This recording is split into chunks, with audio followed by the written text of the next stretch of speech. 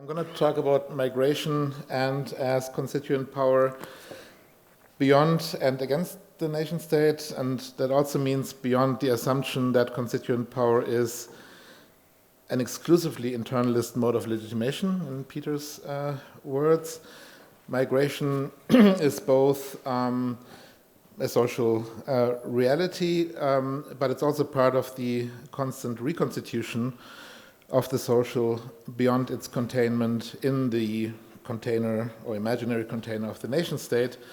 And it also it's a political practice, I want to claim, that articulates a form or a type of constituent or reconstitutive power, a specific type of constituent power, namely the power to initiate a reconstitution of borders and categories of membership, so not the constitution in a narrow sense, but constitutive elements of the political order of a state or of a politically organized society that are also not reducible to the level of everyday politics. And all of this in the context of a migration and border regime that is, I would argue, unjust, unfree, and undemocratic. But I won't center on the normative argument. We can talk about that in the discussion if you're interested in them. I'll also talk about the violent and often repressive forms of re-entrenchment that the kind of provocation of migration and its constituent power has triggered, especially in recent times, and of the way in which the what I would call in some cases at least the kind of pseudo-constituent power of an imaginary identitarian people has been mobilized in reaction to this challenge of migration.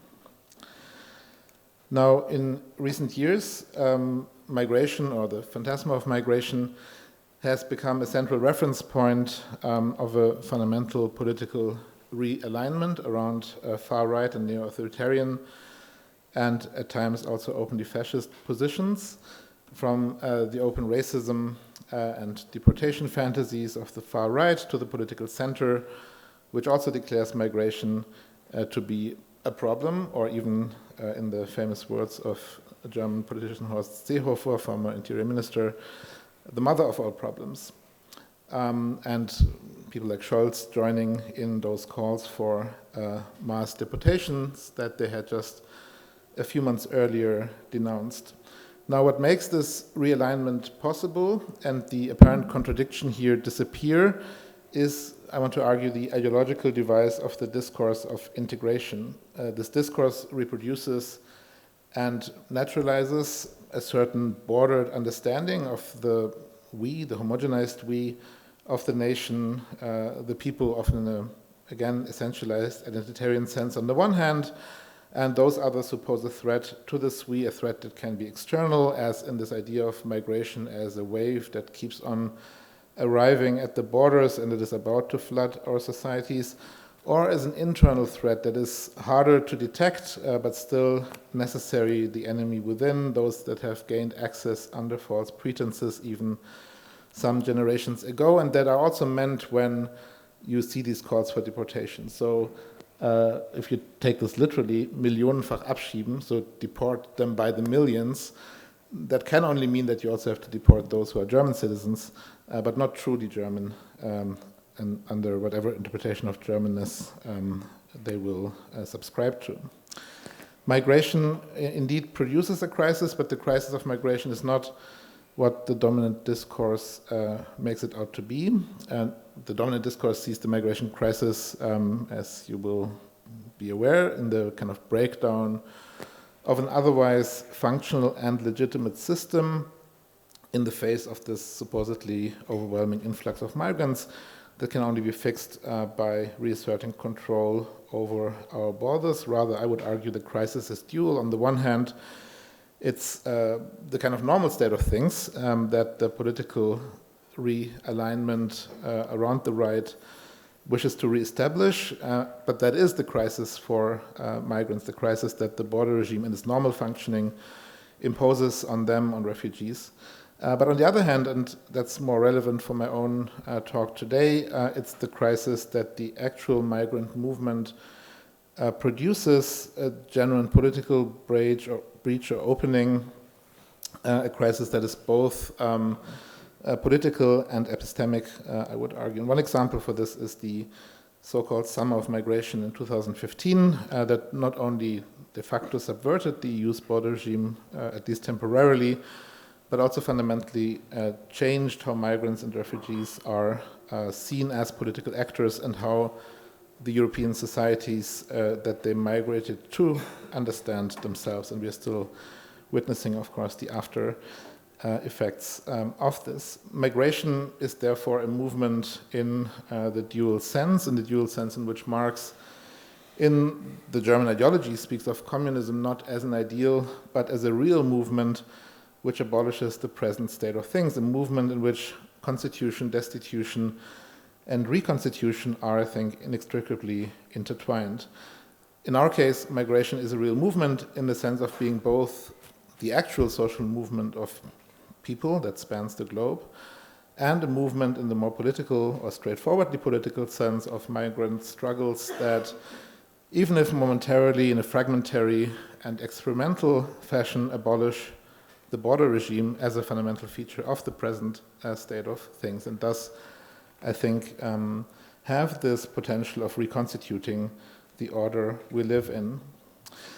I find this relevant also from a theoretical perspective because it gives, and maybe that's something that Roberto has mentioned at the beginning of his talk, a kind of alternative to this sometimes overly idealized or mythologized understandings of constituent power as this exceptional moment of foundation, whereas here it is more of a dynamic, maybe it's dissolved into this dynamic of reconstitution that is situated within established orders but still transgresses their logic and reconfigures them sometimes radically from within.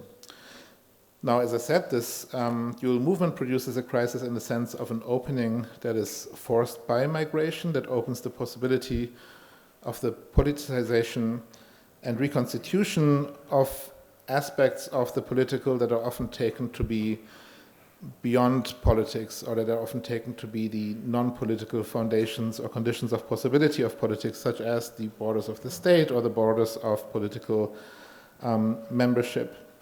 But it also triggers, of course, this violent and more repressive re-entrenchment of borders that we have been seeing over the last years.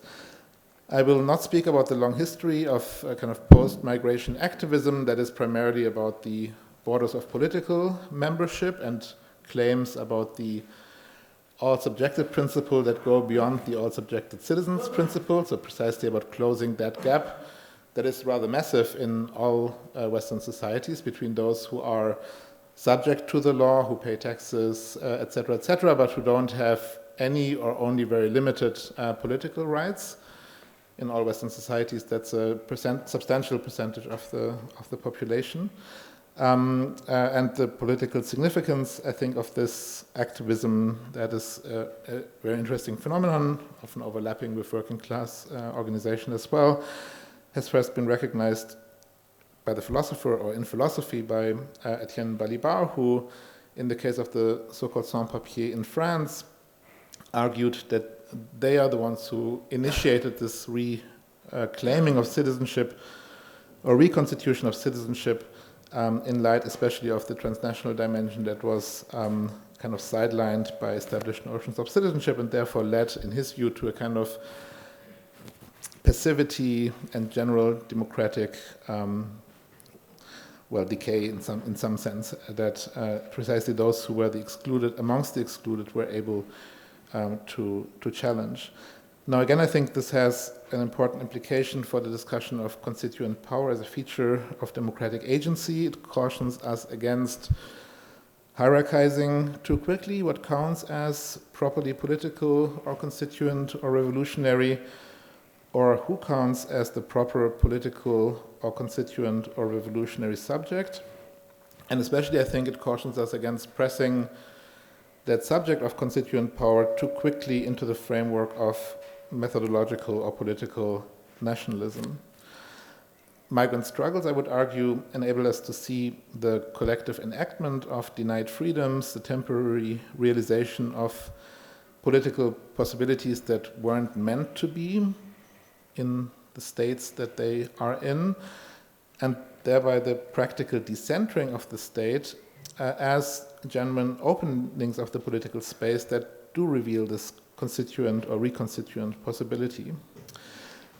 This might just therefore be located in precisely the margins of the demos, in refugees, migrants, exiles, those who come after them, those who are stateless, the occupied, etc., who question, I think, established notions of the people as the agent of constituent power without necessarily ending up making a claim to a positive vision of the people that is supposed to replace that initial people which they decenter. So I think that's another important aspect of the constituent dimension of migrant political agency, that it's not necessarily one that simply strives for inclusion into whatever collective subject has been laying claim to constituent power in the terms of peoplehood.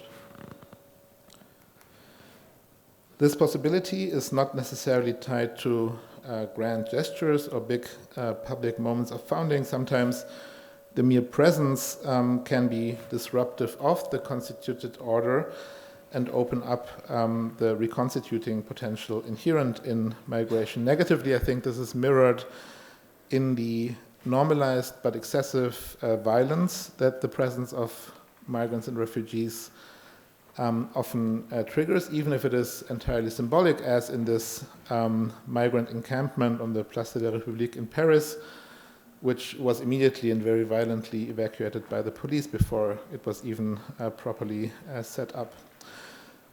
The police, or as they're called in France, les forces de l'ordre, die Ordnungskräfte, so those in charge of establishing and securing the existing order, are, in that case, I think, meant to preclude this reconstituting potential that is tied to fundamental questions raised by the migrant presence from really arising and really sort of irritating the public order. Who is considered a legitimate political subject? Who is allowed to appear and speak in public? And how far does the bond of political membership or of civility or of political freedom extend that presumably holds the political community together? The question here is not just who has a right to this or to that, but rather more fundamentally, who has the right to be in a political way, to exist, also just in a way that cannot be met with complete indifference, hostility, or violence. As I mentioned, the summer of migration and this kind of large-scale movement at the borders of Europe that partially and temporarily suspended them also raised this question, but it raised it in an interesting and I think qualitatively novel way, because it was not the kind of classic post-migration activism that raises a claim to political membership, but it was a kind of exercise of migrant political agency, maybe in this constituent or reconstitutive register at the border, or by crossing the border, by walking collectively at the border, beyond the border, in a way that did indeed temporarily suspend the operation of the border regime and also of the kind of phantasm that sustains it. In this process, I think we can see at least glimpses of how this kind of movement in this dual sense can denaturalize and politicize the border, both the border that is at the territorial border of the state, but also the border of political membership. Institutions that are institutions, but that are rarely seen as institutions because they're taken as given or as apolitical, as the apolitical condition of politics. So this kind of resistance or movement also has an inherently epistemic dimension, both in claiming a kind of agency that is not necessarily scripted for those kinds of subjects. So that usually the kind of victims or villains duality frames how the public perceives migrants, so they're not supposed to be political actors. But it's also an epistemic agency that I think shifts or suggests that we have to shift our attention from what James Scott called seeing like a state to what Sandro Mitzadra calls seeing like a migrant, because the way in which the border in this dual sense of securing the territory and membership functions really looks quite differently from these two perspectives. I think it's also clear, and this is another aspect of the epistemic dimension, that is sometimes quite explicit, sometimes of course more implicit, that these migrant movements sort of trace and make visible historical and contemporary entanglements, so speaking about historical injustice that Peter also mentioned, against the kind of phenomenon that Charles Mills called global white ignorance, where the thought seems to be that these migrants somehow inexplicably just show up at the borders of the state, and then we can just freely decide whether we want to let them in or not, because there's nothing really that ties our fate together with their fate. So I think if you read studies or interviews in which people actually speak with a lot of those people who are participating in these migrant movements, they have a very clear sense of the historical trajectories that also are at play when they move from one place to the other. Now, in conclusion, let me just briefly go into a bit more detail with regard to what I think is usefully conceptualized as the kind of constituent or reconstitutive power inherent in migration. One way to spell this out a bit further is with regard to the hegemonic discourse of integration that I started with, that's still, at least in Europe and especially in Germany, structures in which the way in which people think about society and how migration relates to society. On the kind of dominant, hegemonic, or state-centered, integrationist view, the idea is that there's a kind of social bond that ties societies together, that integrates them, that secures social cohesion against all these forces of fragmentation, atomization, anomie, and that migration is one of those forces pulling society apart because it brings into that coherent body that we had all these forms of diversity or even super diversity that are troubling. Ultimately, I mean, it's a bit more complicated, but I think one can show that this image is not only highly ahistorical, and especially in the case of Germany, invisibilizes and represses that this presumed homogeneity was also just the effect of the destructive and genocidal politics of the Nazis, but also it's obviously something that is really not an option in any realistic sense anymore. So it's a kind of phantasmatic idea of homogeneity or unity that is then confronted with this external force of migration that is represented as an ever new challenge, although again, if you look at the history of migration, it's something that societies have been facing for a long time, and then it leads to these crisis moments which trigger ever more extreme calls for integration, assimilation, or if that doesn't seem to be an option anymore, for deportation, as I showed at the beginning. In contrast, there are also a different register, there are different understandings of what, I mean, so the terms are a bit complicated to relate, but you certainly will have recognized that at least this first understanding that just traced has certain resonances with Durkheim's understanding of solidarity as a form of social integration. But there's another understanding, of course, of those links that bind people together that is more expansive, temporarily and spatially more expansive, and that is continuously mobilized, including in migrant struggles, against this more hegemonic, integrationist and statist register. On this other view or other tradition that just emblematically I link with W.E. Du Bois here, because in this text, Worlds of Color, I think he lays it out very clearly. On the one hand, kind of criticizes the self-image of societies in the global north, that they have, in fact, realized true social cohesion or solidarity in an inclusive register, because, as Du Bois argues, not just with regard to the United States, but also to other societies, that presumably inclusive form of solidarity actually relies structurally and not contingently on exclusion or unequal and differential inclusion, both on a kind of global transnational level, but also internally this is mirrored. And his counter view, and the counter view that I think is also explicated in many of these struggles, is that solidarity would, in contrast to that,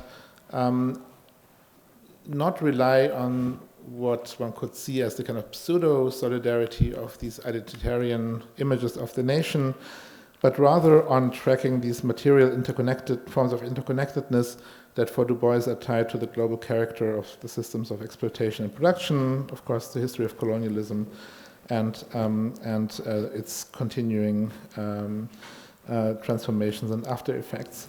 And that's not Du Bois's argument, but I think it's, sort of from my understanding, clear that migration, in a way, gives you a tracking and connecting device to make these connections visible, and thereby to think of that what holds people together and what makes them move and what gives them a claim as well as being tied to these interconnections.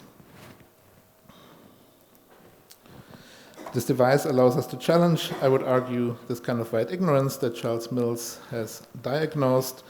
It shows also the continuity between kind of previous migration regimes that are in the public conscience sort of distance into the past, and the migration regimes that exist today, continuities that are not compatible really with the kind of self-image of most societies in the global north.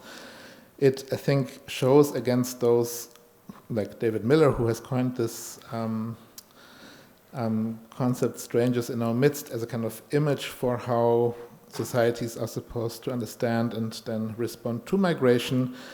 It shows that the bounds of solidarity and of membership cannot be presumed to be already settled, especially not with reference to assumptions about who we are and who those strangers are that, again, in Miller and in many other treatments are profoundly ahistorical. If I had more time, I would talk at broader length about the work of Tendai Achume, who has written about migration as a form of decolonization, which she means in a rather specific way, but I think it's an interesting suggestion that I would also like to expand on another occasion in terms of how we can then think about the kind of re-entrenchment that I mentioned earlier on, a re-entrenchment that is not just playing out on the extreme right. So I'll just show these last slides. So in kind of openly kind of fascist forms of re-entrenchment, but also a re-entrenchment that I think is happening in the political center, as it were, and for which I will just show two images.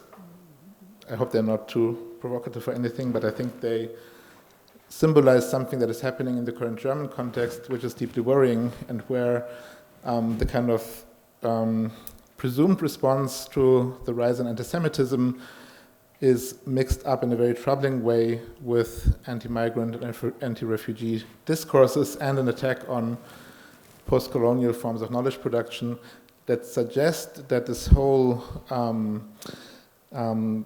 nexus between migration and its challenge to self-understandings, to the political identity of the political community, is something that societies haven't really learned to deal with yet. I'll stop here, and I hope you still have some energy for the discussion. Thank you.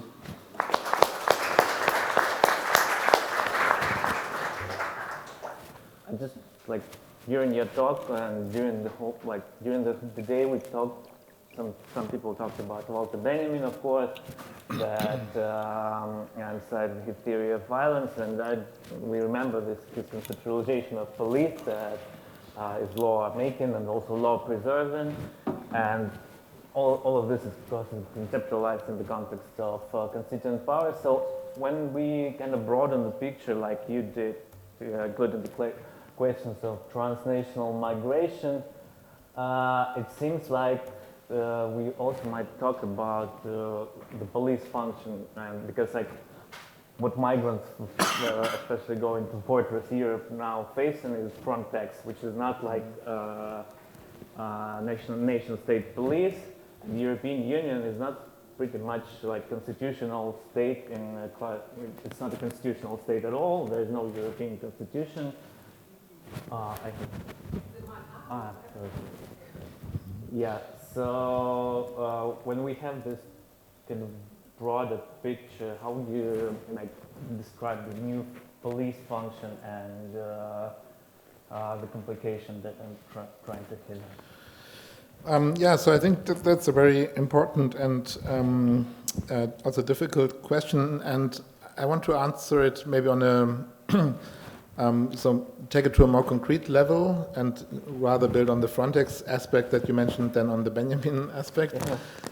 Because I think what we see here is something that is then also reproduced within society. And that's interestingly, it's an argument that in the literature on migration in political theory, the libertarian Changwan Kukatas has made in the most sustained way, namely that the acceptance of a society of, let's say, excessive police powers and also limitations on freedom at the border and in terms of migration control necessarily, and not just contingently, will undermine fundamental political freedoms and liberties within the society. Yeah.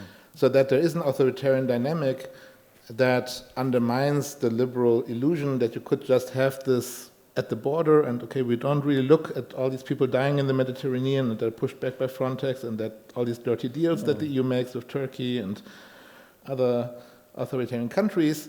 But that doesn't really matter because we can preserve our nice liberal democratic order at home. And I think Kukatas very convincingly shows that that's an illusion. And I think it's historically and sociologically substantiated by the way in which this, also first of all, even if migrants and refugees manage to cross the border,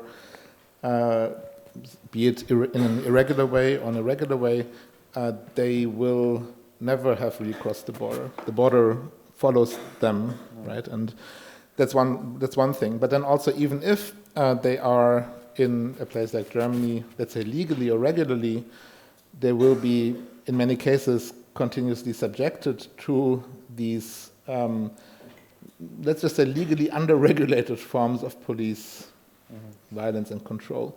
So yeah, I think that's an important point, and its significance is more devastating, I think, for the kind of self-understanding and the kind of liberal political theory that tries to keep that violence at the border of the state and doesn't want to see its repercussions on the inside. Thank you so much. I have this dilemma in my head that you might clarify. So it's theoretical but also practical. So when a person crosses a border and decides to stay at the country, they somehow need to prove their allegiance to the Constituent order and to the laws already existing at this state. And there are different kinds of procedures through which they have to prove this allegiance to constituted order. Yeah. So my question is that in this kind of vulnerability, then your physical presence at the place is dependent on your saying that, like, citizen might not say, like, I don't like this, I don't like this order, I don't like our laws, let's change that. But when I come to a different country, I have to say, like, that's amazing, that's like super, it's the best I've seen so far, please let me stay. And doesn't that, like, kind of in a more theoretical sense come into contradiction with being a true subject of constituent power? It definitely contradicts the idea of equal political status.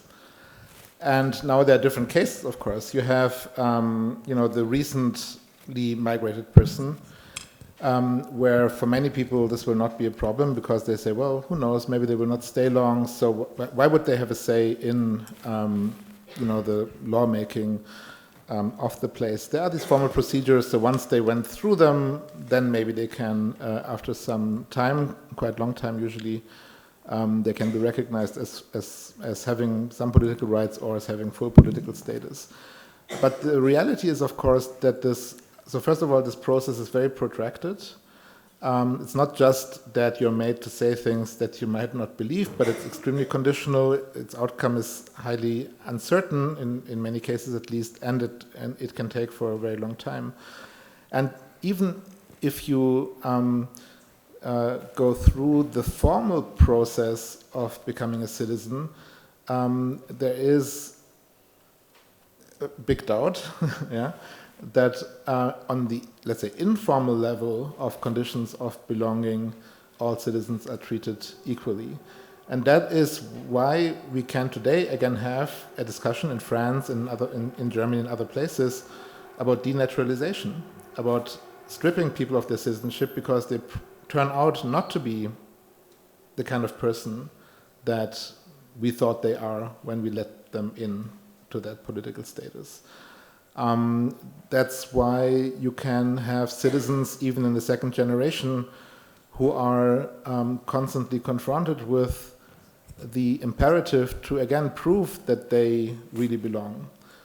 Prove economically, prove culturally, prove through all kinds of conditions that the majority or political representatives might impose on them. So it's a very multi-layered process. I mean, there is, there are refugees who have the least political rights. There are non-citizen residents who might have some political rights but not full political rights, and whose political rights are therefore not equal, even the ones that they share with others who are full citizens. And there are full citizens who are not full citizens, or who are not equal citizens because of these additional constraints on the exercise of citizenship that have to do with these forms of integrationist discourses that affect them as well, and not just those who are not yet citizens. What you describe is a big problem, I think, for the claim to legitimacy of actually existing democracies. But I would still say that there are other forms of constituent power that they can participate in, not the same, and maybe not as fully equals in the legal sense, that are, to my mind at least, also politically significant and important, and that can change the political culture of a place, that can change the social reality in a way that then triggers these. I mean, I think, when you look at these kind of hyperbolic claims on the far right? In a way, the only explanation I have for why people do this is that on some level they already know it's not possible. I mean, it would literally lead to a kind of civil war if you would say, let's deport these few million people who are not truly German on our understanding. And the same in the end for Trump. I mean, we will see, but it's not as if you can just go in and do that in a way. The social reality of these places, it's already too late for that dream or horror story of the identitarian imaginary to really have, which doesn't mean that they cannot do a lot of damage, but this fantastic notion of the nation will not be resurrected. Right? I immediately started thinking about Poland and the situation in Poland and how migration might be disruptive or of the existing order. And my impression is that migration and migrants were very quickly, in Polish case, instrumentalized by the state and included in the constituted order. On different levels, but it wasn't very disruptive. I mean, depending on the group of migrants that we are talking about, this happened differently when you look at the way Ukrainians were integrated. They were immediately social rights were extended to them. Now they are rolling it back, mostly, or what I understand is mostly a response to the needs or the perceived needs of Ukrainian army, right? Basically force Ukrainian men to go back to Ukraine so that they can fight. When it comes to legal economic migrants, right, there are niches for them, right, and there have been both formal and informal ways of basically bringing them in spite of the anti-immigrant rhetoric, right, and you know, irregular migrants from, through Belarus, they basically served as a justification for unconstitutional implementation of the state of emergency there, right? So, I'm wondering if there is a way of accounting this, for this extraordinary flexibility of the constituted order to integrate the migrants, not necessarily in the positive sense, right, or not necessarily in the sense of the integrationist policies, but right, you know, use them instrumentally for whatever reasons we need them, right? I mean, the extension of the provisions for Ukrainians was for very simple reasons, right? We needed them in the labor market, right? Yes, ordinary citizens help because of their good hearts, but you know. At the moment, from the point of view of the state, it was economic needs, right? We do not have enough people to work. Yes. Peter? Just one sentence. First Peter, then Andreas, or other way around? Just one sentence, Robin. Are you going into the direction of understanding migrants more and more as self-authenticating sources of valid claims to partaking of constituent power?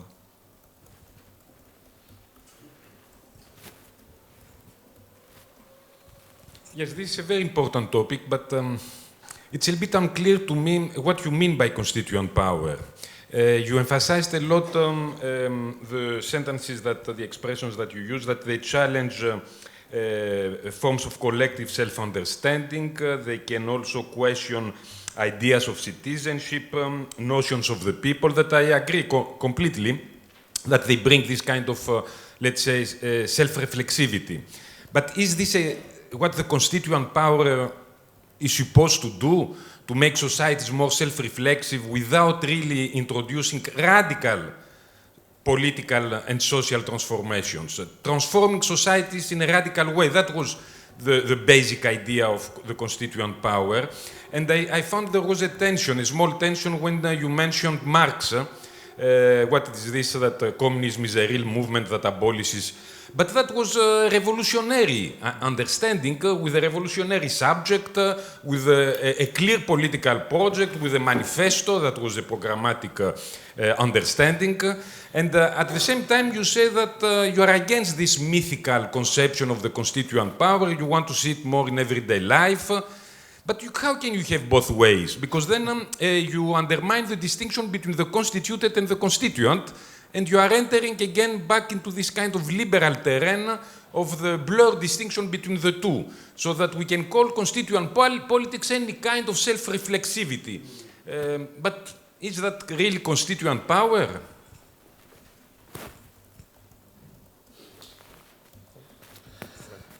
Okay, thank you. I'll start with Andreas's point. So I'm not so much interested in an increase in self-reflexivity, although that might be part of the learning process or self-reinterpretation that this change in social and political reality triggers.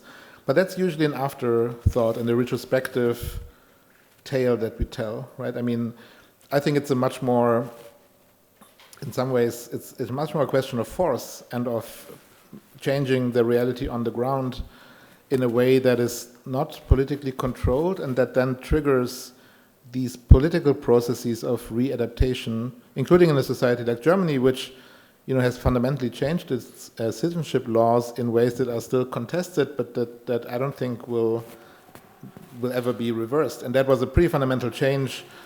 I mean, small in some ways, but big in other ways, that 20 years ago maybe was still considered to be impossible. And so I'm more interested in maybe the revolutionary dynamic here.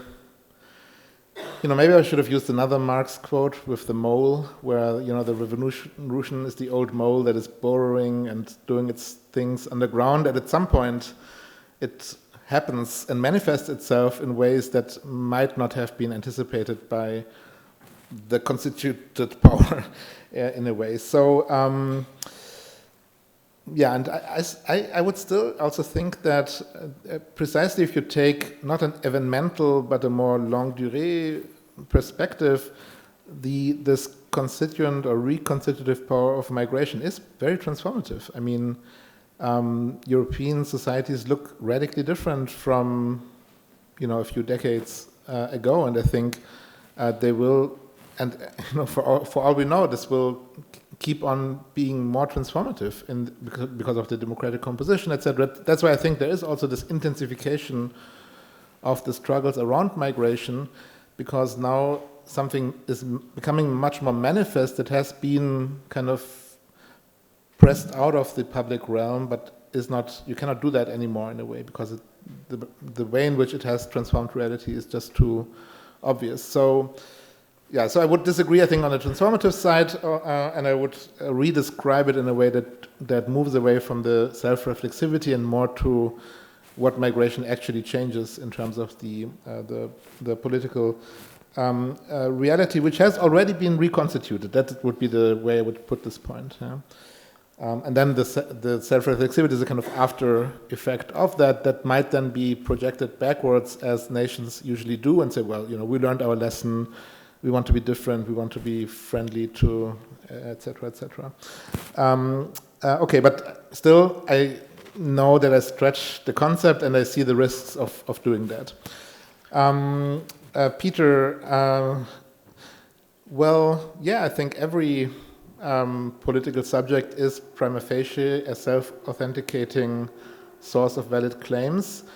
But the question of validity is not settled by that, neither within a constituted political order, in which we might make claims provisionally in terms of constituent power by acting as citizens, nor in the fields that move beyond that nationally constituted order that I was thinking of.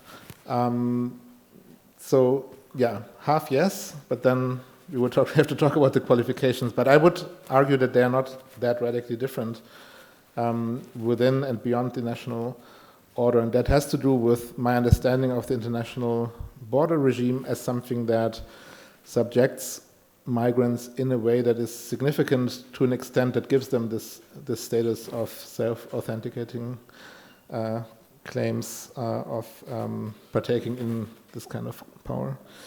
And finally, Jan, I mean, this is an important aspect of the kind of sociological demystification of dominant views of social integration and migration in a variety of ways, right? I mean, one is historical, because that flexibility that you pointed to as a more strategic element is, of course, also something that we know historically to be true. Like societies, if you want to speak that way, are incredibly flexible in reconstituting themselves with migration, etc. And this has happened in many different historical epochs, although the current one is certainly in qualitative ways also different. But it also pertains to the way in which this idea that you could steer migration or have only the migration that is good economically speaking is highly problematic, and that's just not how borders work. And it also demystifies this idea that you could have a bordered, highly developed society in terms of the labor market in the US and in Europe. That's obviously not possible, even in terms of irregularized migration. I mean, you have legal migration, economic migration that you pointed to, but in the US and in most European countries, the construction sector, the care sector, the agricultural sector would implode without irregular migrant labor, right? And that's something that many people are not as aware of when they think that, well, let's just get rid of irregular migration because it would be so much better. I'm not saying that that should be the argument for being more positive about irregular migration, but it's still part of the response.